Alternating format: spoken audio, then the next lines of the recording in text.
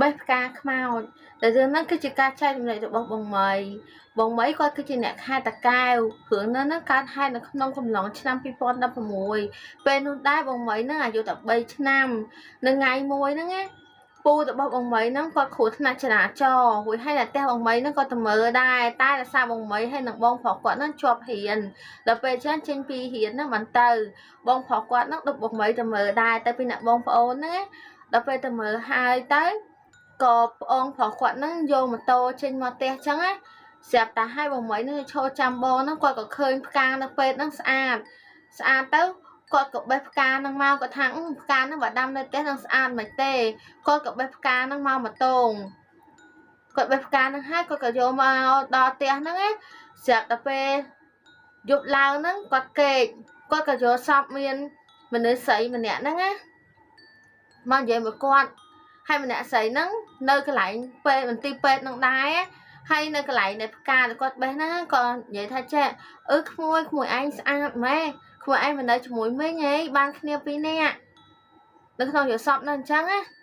ចាក់បងមីក៏ថាចេះអត់ទេខ្ញុំអត់នៅជាមួយទេដល់ពេលហើយគាត់ក៏ដឹងខ្លួនមកវិញលំឡើងហ្នឹងគាត់ក៏ដឹងខ្លួនមកវិញគាត់ក៏អត់ចាប់អារម្មណ៍ដែរព្រោះគាត់គិតថាជាការយកសពទេជាការសម័យរបស់គាត់ទេហើយថ្ងៃហ្នឹងណាបងប្រុសរបស់គាត់ហ្នឹងអត់ទៅពេទ្យទេដោយសារតែបងប្រុសគាត់ហ្នឹងជាប់ពលកម្មនៅសាលារៀននោះតើទៅស្អែកឡើងមិនទៅពេទ្យហើយក៏បងមីហ្នឹងធម្មតាអញ្ចឹងទៅណាមួយថ្ងៃហ្នឹងពេញទៅដល់ពេលយប់គេកហ្នឹងស្រាប់តែបងមីយកសពដូចថ្ងៃដំបូងទៀតយកសពថាឃើញគាត់ហ្នឹងទៅពេទ្យមើលពូនឹងដដែលរួចហើយឃើញមានម្នាក់ស្រីហ្នឹងមកនិយាយជាមួយគាត់ដោយអាយុទី1ដែលគាត់យកសពហ្នឹងគឺយកសពថា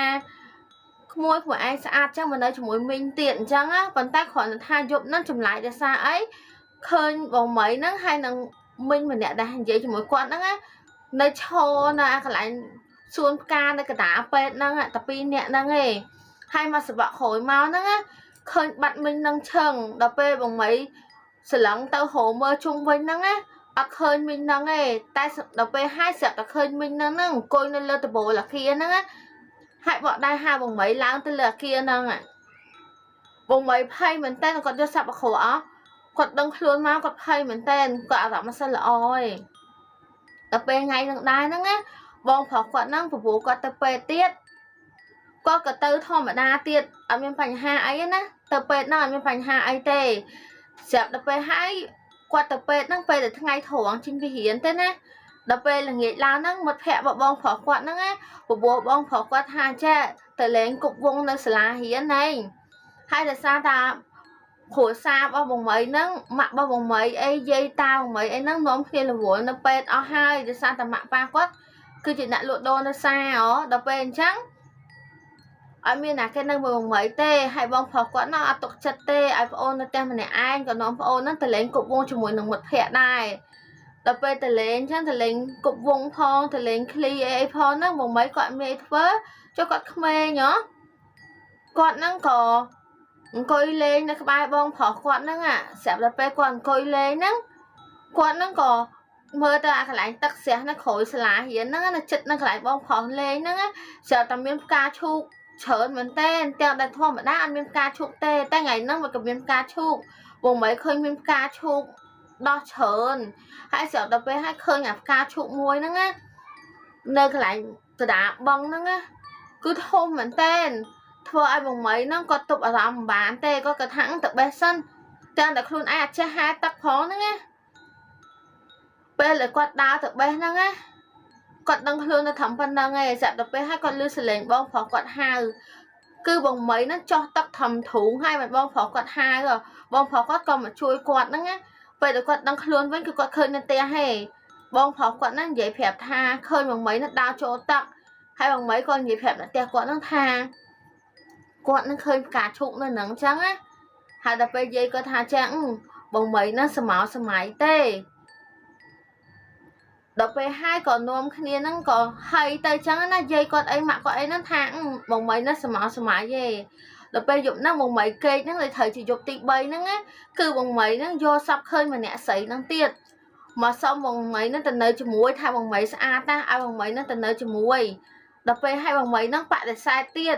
ស្រាប់តា mà nè sấy nâng á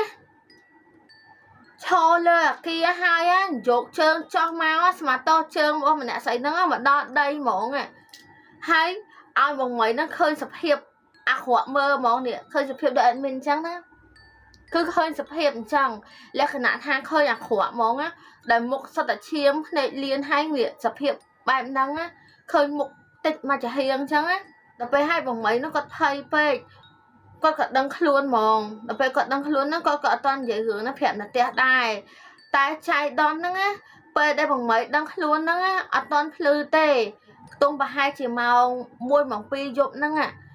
sạp bồng mấy nó lưới sờ lên và nửa hai to to tay mà đòn đại lưới sờ lên ha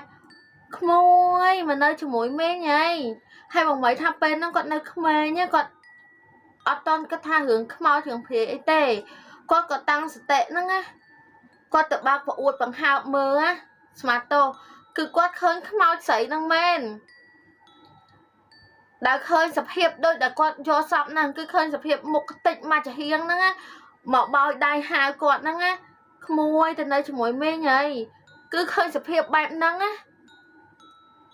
bông mấy lần slot món á lần sẽ tới mạng quạt mong phỏ quạt ấy nên dây ta mà hổ quạt nó tổng phim mong hay bằng mấy nó có cho tập uống nó á hẹp dây ta quạt nó tha khơi mau sấy mà nè nó á một cái tịch mà chỉ hiền nó á mà hai quạt từ đây cho muối đập bên trắng dây ta có cái tha bông mấy nó mình sẽ mở vậy trong mình đây tha mau nó ta bông mấy tăng bìa về từ bông mấy nó khơi ca chụp ấy ạ đó hai có dây ta có phép tha che chăm sai là nó á vô bông mấy từ chạm tận nó vọt hạ ao xong sai mà nó bị lột chẳng á đó về phật là nó á mạ bông mấy nó có từ lụa đài còn nó bông mấy nó từ sổi tận nó vọt đó về từ sổi tận tới lúc bò nó còn miên xong thì can hà che mau nó cứ chỉ mau nó pt mà mình mau play tê cứ mau nó p để xa ta bằng mấy nó từ b ca để kê không thay là xa nên nâng ở miền ban sông kê cứ b chơi mong hay mau nó ta mà đó té là xa ai bằng mấy nó cứ vô ca nó mà đó tè